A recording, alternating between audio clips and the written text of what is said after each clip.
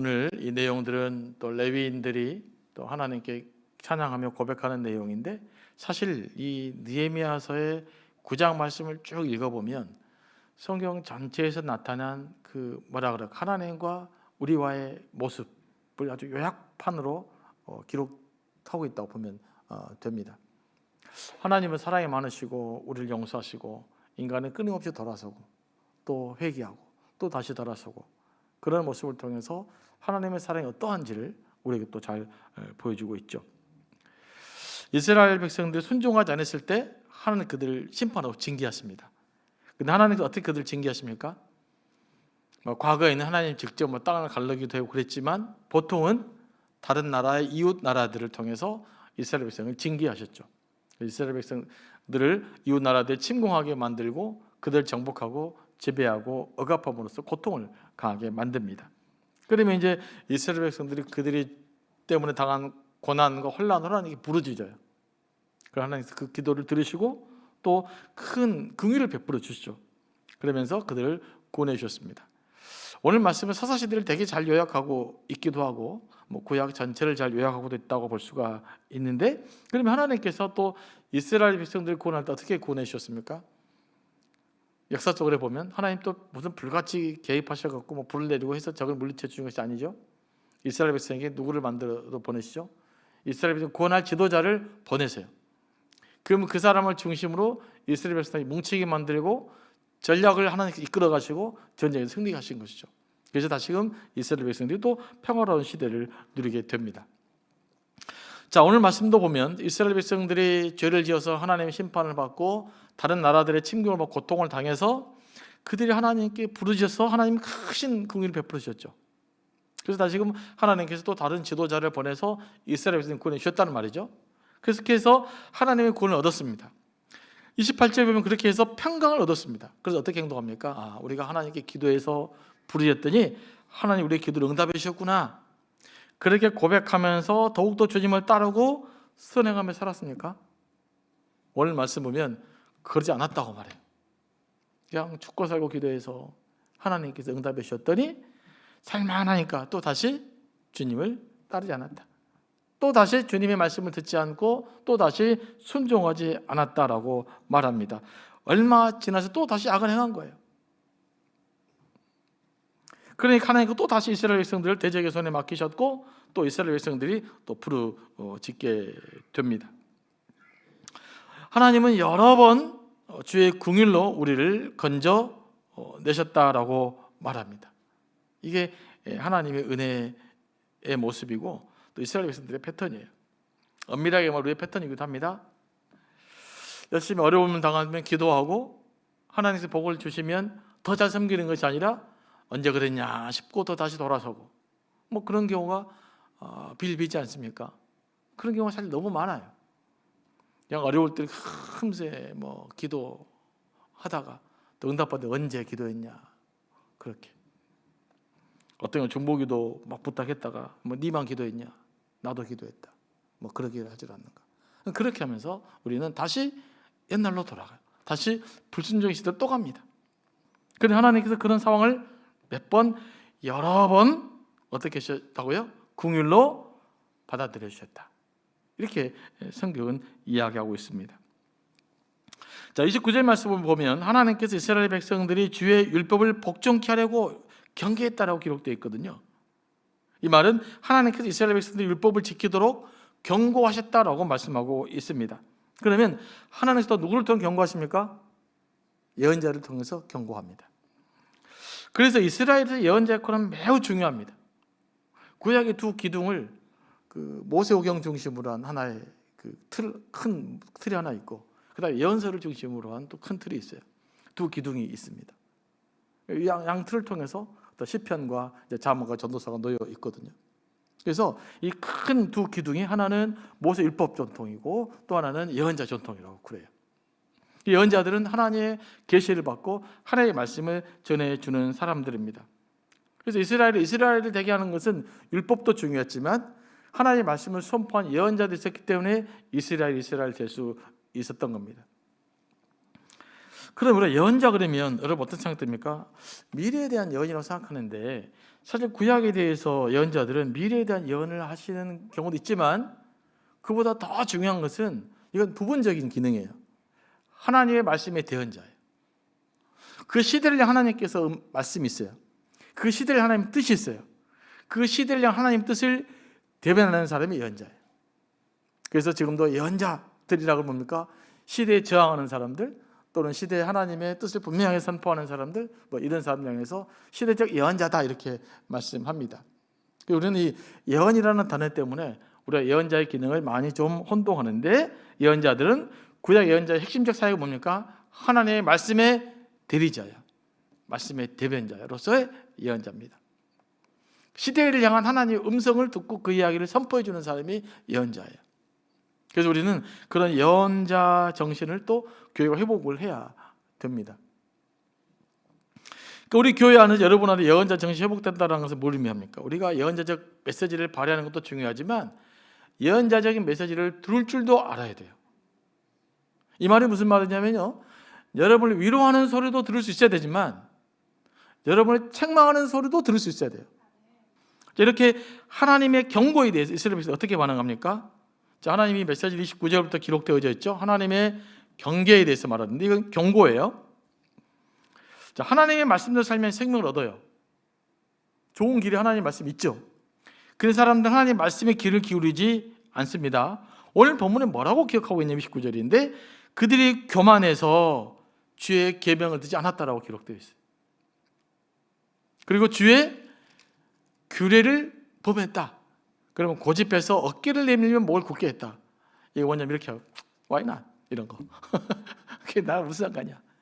이렇게 하나님 말씀에 대해서 반응했다라는 것이죠. 그런데 그 반응의 이유를 뭐라고 표현합니까? 바로 교만이라고 말합니다. 그러니까 이 예언자들과 성경은 하나님에 대한 불순종의 원인이 어디에 있다? 어디에 있다고요? 바로 교만에 있다라고. 이 교만이 그런 것입니다. 그러니까 여러분들이 사람들 아무리 겸손한 척을 해도 겸손한 모습을 보여도 뭡니까? 하나님의 말씀에 불순종한다고 하면 교만한 거예요. 교만이 핵심입니다. 그래서 영성가들은 사람이 갖고 있는 죄의 가장 핵심, 가장 큰 죄가 뭐냐? 1번이 교만이에요. 교만이 그렇게 큰 죄입니다. 그래서 가능하면 우리가 교만하지 않도록 노력을 해야 해요. 교만할 때 무너지고, 교만할 때 쓰러지고, 교만할 때 공동체가 파괴되고, 교만할 때 하나님의 말씀이 들려오지 않기 때문에 그렇습니다. 여러분, 하나님의 말씀이 들려오지 않으십니까? 그러면 나를 한번 체크해 봐야 돼. 내가 교만한 건 아닌가? 왜 난 하나님의 말씀이 잘 안 들려올까? 그런 질문들을 하셔서 우리의 교만한 면이 있다면 그것들을 자꾸 내려놓으셔야 됩니다. 교만의 핵심 뭡니까? 자기 자신을 믿는 거예요. 교만의 핵심이 뭐라고요? 내 자신을 믿는 게 교만이에요. 자신의 경험과 지식을 말씀보다 더 중요하게 생각하는 것, 그게 곧 교만이에요. 그러니까 신앙생활을 열심히 하면서도 불구하고 내 자아가 강화되고 내 생각이 강화되고 내 신념이 강화되었다? 이건 올바른 신앙생활을 하고 있는 것이 아니에요. 바로 내가 지금은 교만의 지름길 향해서 가고 있는 것입니다. 그러니까 하나님의 말씀을 제대로 들으면 내 의식과 내 신념과 내 자아가 깨지는 거예요. 자꾸 내 생각이 자꾸 수정되는 거예요. 내 신념이 자꾸 깨지고 무너지는 거예요. 그 경험이 있어야 돼요. 그래서 우리는 말씀을 들으면서 자기 신념을 강화시켜요. 그러니까 나중에는 뭡니까? 자기가 강화돼 버리죠. 하나님보다 내가 더 중요하게 인식되어집니다. 그런 경우가 너무나도 많아요. 그리고 하나님의 말씀을 자신의 기준으로 판단하는 사람이에요. 이게 또 교만한 사람이에요. 요즘 영성 지난번에 강의도 들었는데 자기 성찰이 없는 사람. 그래서 늘 영적 교만이 문제입니다. 그래서 영적 경장은 자기 자신을 믿는 것이고 자기 중심성이 교만한 거예요. 이걸 우리가 잘 이해할 수 있게 되기를 원합니다. 내가 다른 사람을 판단한다는 거, 이게 왜 나쁘냐? 뭐 때문에 나올까요?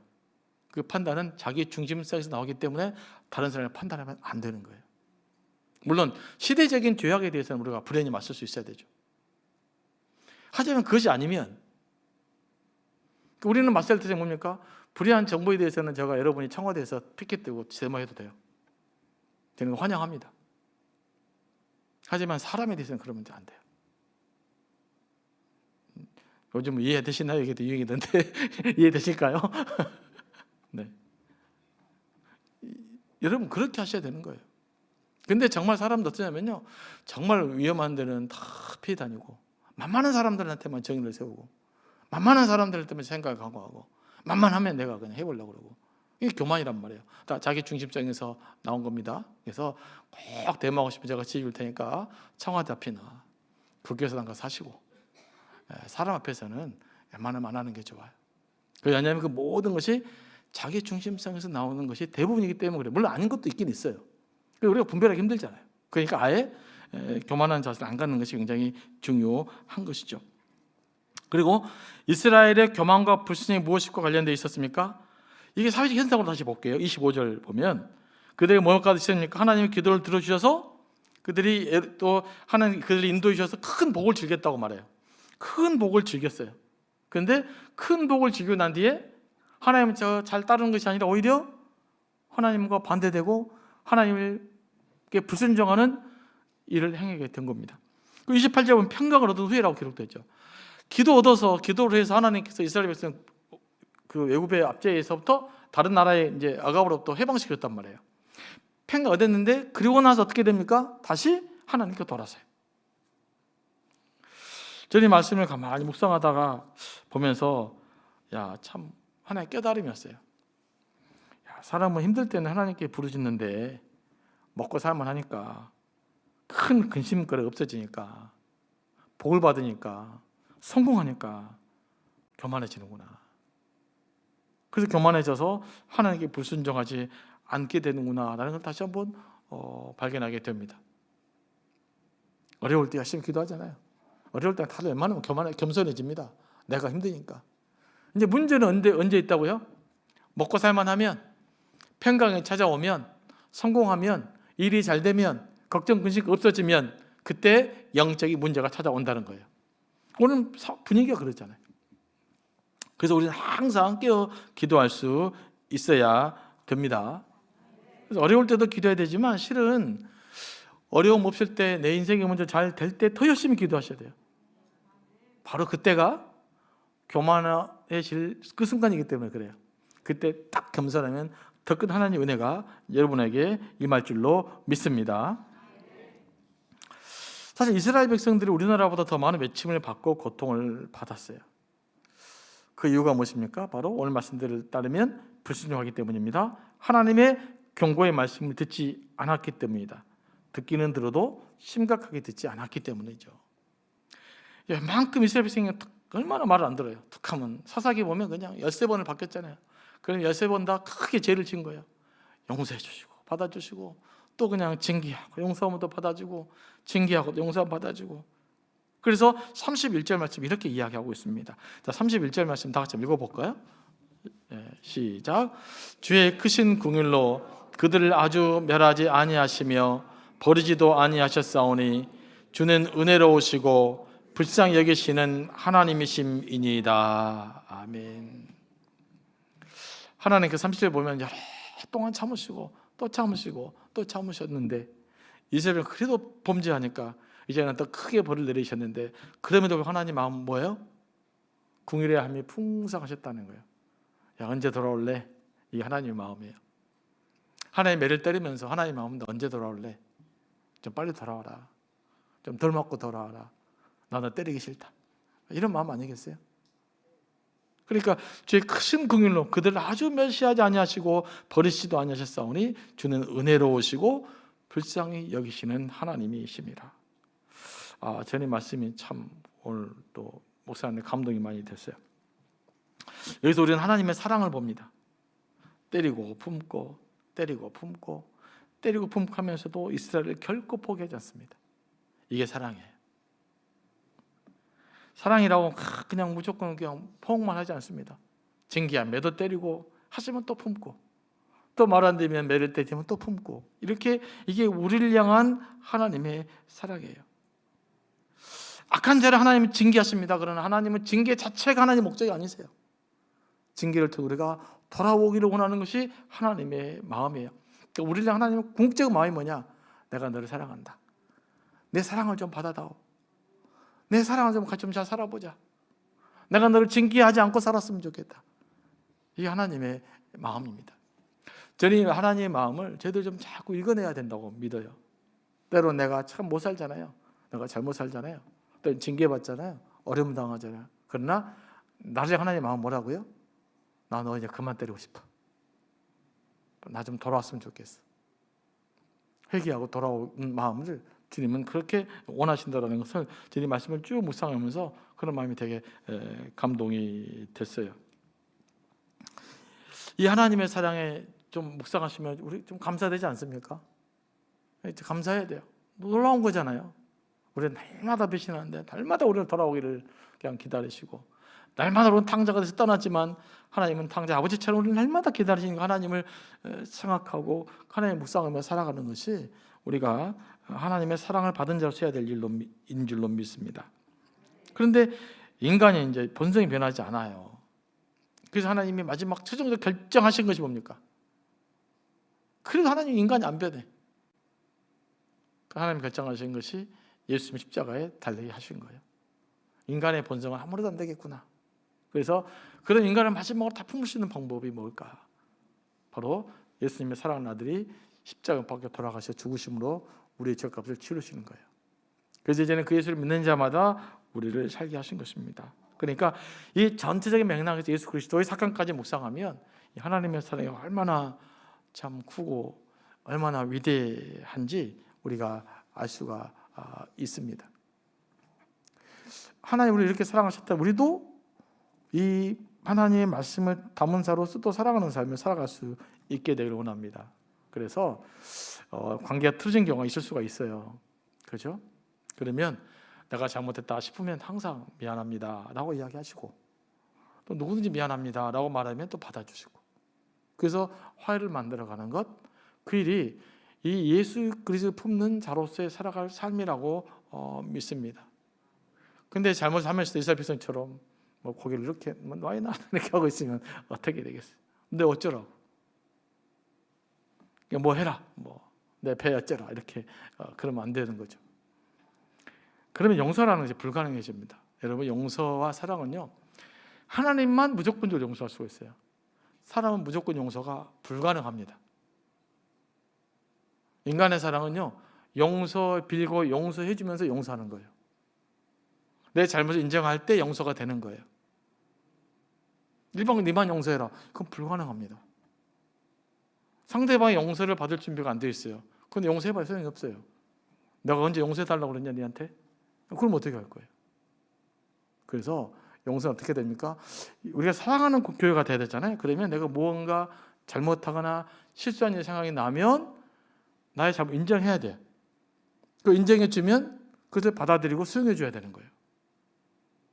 그런 마음의 자세가 갖춰질 때 실제로 서로 사랑하는 교회가 만들어져 갈 수 있어요.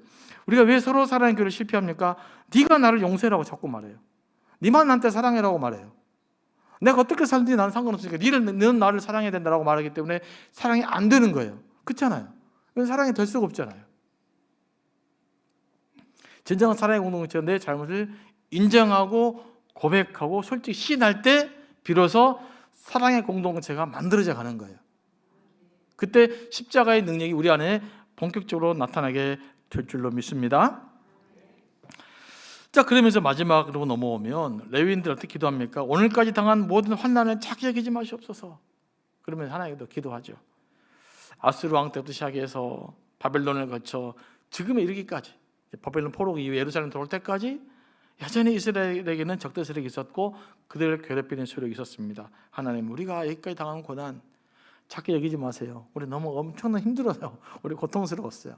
이제는 좀 우리를 좀 잘 지켜주세요라고 하나님께 기도합니다. 그들의 솔직함을 하나님께 아뢰죠. 그러면서도 하나님은 또 고백을 끊임없이 해요. 뭐라고 말합니까? 그러나 우리가 당한 모든 일에 주는 공의로우시니 우리는 악은 행하였사오나 주께서는 진실하게 행하였음이니이다. 이렇게 말하고 있습니다. 33절에 그렇게 기록되어 있죠.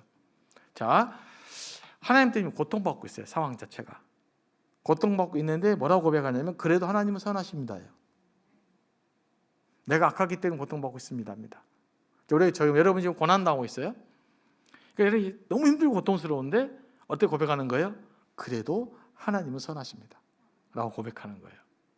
환경과 상관없이. 그러면서 마지막 38절 기록되어져 있는데요.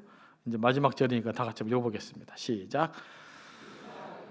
일로 말미암아 이제 견고한 언약을 세워 기록하고 우리의 방백들과 레위 사람들과 제사장들이 다 임봉하나이다 하였느니라. 아멘.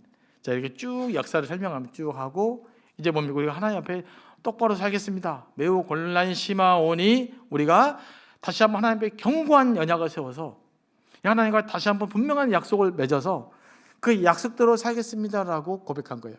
그걸 제사장들과 이제 그 레위인들과 또 방백들이 백성 지도자들이 모여서 임봉했다라는 뭐냐면 서명해서 봉인하는 뜻이에요.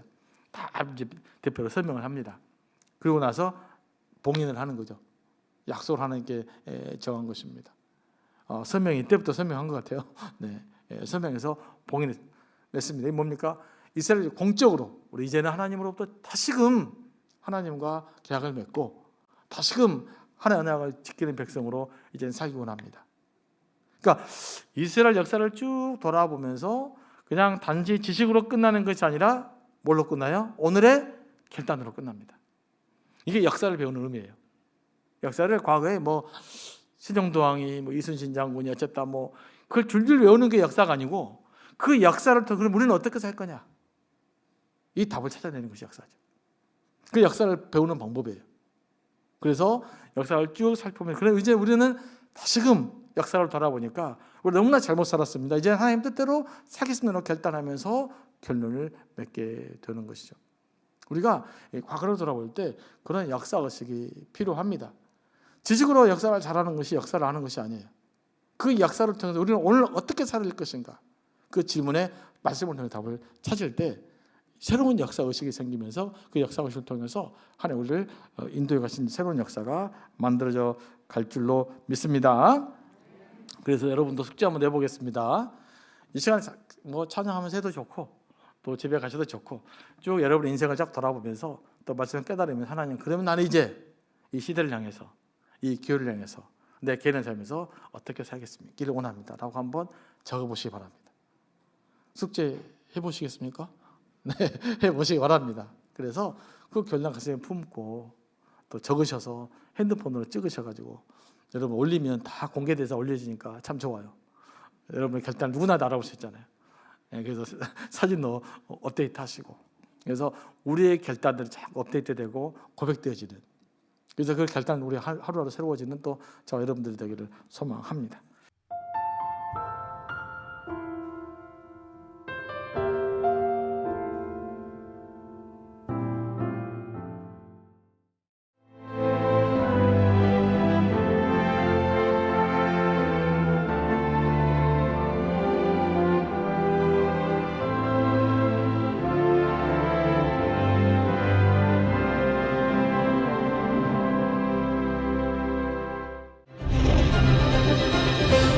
기회는 준비된 도시를 선택합니다. 대지엔 바이오, 반도체, 도심엔 문화, 하늘엔 우주. 대한민국 미래 산업의 새로운 가능성을 열어가는 곳. 격이 다른 도시, 순천입니다.